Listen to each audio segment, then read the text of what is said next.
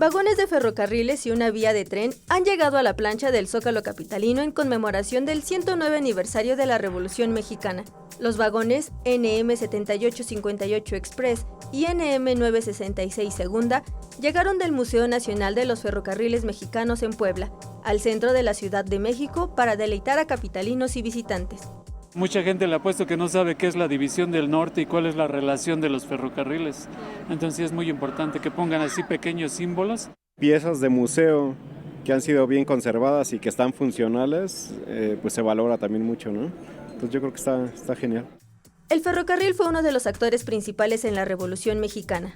Revolucionarios y federales ocupaban este transporte para trasladar armas, caballos y combatientes, por lo que la toma de las vías y estos se volvió una forma de ganar batallas, pues podía significar el control de poblaciones, productos, recursos económicos y combustibles.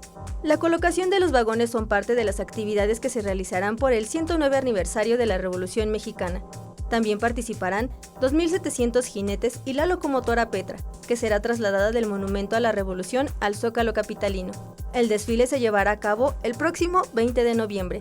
Con imágenes de Jesús Arias, Mariana Sánchez, 21 Noticias.